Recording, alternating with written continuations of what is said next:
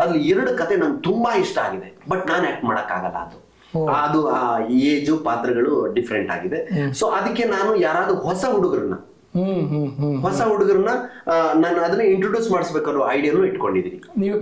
ನಂದೇ ಪ್ರೊಡಕ್ಷನ್, ನನ್ನ ಥಾಟ್, ನಂದೇ ಡೈರೆಕ್ಟರ್. ನನ್ನ ಐಡಿಯಾಗಳಿಗೆ ಯಾರು ಹೋಗುತ್ತಾರೋ, ನನ್ನ ಇಷ್ಟು ವರ್ಷದ ಅನುಭವದಲ್ಲಿ ನನ್ನ ಥಾಟ್ಗಳಿಗೆ ಯಾರು ಹೋಗ್ತಾರೋ ಅವ್ರನ್ನೇ ಇಟ್ಕೊಂಡು ನಾನು ಮಾಡೋದು.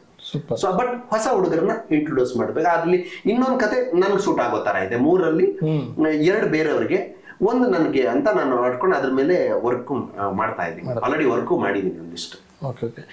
ಈಗ ಒಂದು ಸಿನಿಮಾ ಕತೆ ಬಗ್ಗೆ, ಈಗ ಈ ಪರ್ಟಿಕ್ಯುಲರ್ ಯಾವಾಗ ಸಿನಿಮಾ ರಿಲೀಸ್ ಆಗ್ತಾ ಇದೆ ಕತೆ ಬಗ್ಗೆ ಜಸ್ಟ್ 1-2 ನಿಮಿಷ ನೀವು ಮಾತಾಡ್ಬೋದಾ? ನಿಮ್ಮ ಹೊಸ ಸಿನಿಮಾ ಇದು 31 ಡೇಸ್. ಯಾಕಂದ್ರೆ ನಂದು ಈ ಜಾಲಿ ಡೇಸ್, ಆಮೇಲೆ ಕೇಸ್ ನಂಬರ್ 18 ಬಂದೆ. ಸೊ ಇದೆಲ್ಲ ನಾನು ಬಂದಾಗ ನಂಗೆ ಅದೊಂದು ಕತೆ ಹೇಳಿದಾಗ ಆಕ್ಚುಲಿ 31 ಡೇಸ್ ಇಡೋಣ ಅಂತ ಬಂತು. ಅದು ಯಾಕೆ ಅಂದ್ರೆ 15 ದಿವಸ 1 31 ಅಂದ್ರೆ 15 ದಿವಸ ಇಂಟ್ರೋಲ್ ವರೆಗೆ ಇರುತ್ತೆ. ಆಫ್ಟರ್ ಇಂಟ್ರೋಲ್ 15 ದಿವಸ ಇರುತ್ತೆ. 31ನೇ ದಿವಸ ಒಂದು ಕ್ಲೈಮ್ಯಾಕ್ಸ್ ಬರುತ್ತೆ.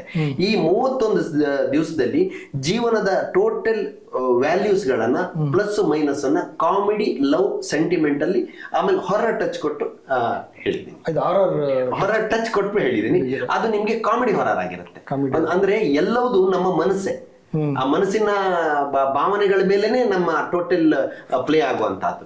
ಈಗ ಒಬ್ಬ ವ್ಯಕ್ತಿ ಒಂದು ಸಂತೋಷ ಕ್ಷಣದಲ್ಲಿ ಅವನ ಬಿಹೇವಿಯರ್, ಅವನ ಆಟಿಟ್ಯೂಡ್ ಒಂಥರ ಇರುತ್ತೆ, ದುಃಖದಲ್ಲಿ ಒಂದ್ ತರ ಇರುತ್ತೆ, ಕೋಪದಲ್ಲಿ ಒಂದ್ ತರ ಇರುತ್ತೆ. ಇವುಗಳನ್ನೇ ಪ್ಲೇ ಮಾಡ್ಕೊಂಡು ಬಂದಿದ್ದೀನಿ. ಒಬ್ಬ ಮನುಷ್ಯ ಹಂತವಾಗಿ ಅವನ ಪಾತ್ರಗಳು ಚೇಂಜ್ ಆಗ್ತಾ ಹೋಗ್ತಾ ಇರುತ್ತೆ. ಅವ್ನು ಇವಾಗಿದ್ದಂಗೆ ಇನ್ನೊಂದು ಅರ್ಧ ಗಂಟೆ ಇರಲ್ಲ, ಆ ವ್ಯಕ್ತಿನ ಇವನು ಅಂತ ಅನ್ಸುತ್ತೆ, ಈ ವ್ಯಕ್ತಿನ ಅವನು ಅಂತ ಅನ್ಸುತ್ತೆ. ಈ ಕೆಲವು ನಮ್ಮ ಒಳಗಡೆ ಇರುವ ವಿಚಾರಗಳನ್ನೇ ನಾನು ಅದನ್ನ ಎತ್ತಿ ಅದನ್ನ ಸ್ಕ್ರೀನ್ ಪ್ಲೇ ಮಾಡ್ಕೊಂಡು ಬಂದೀನಿ. ಹೀರೋದು ಅಷ್ಟೇ, ಹೀರೋಯಿನ್ದು ಅಷ್ಟೇ.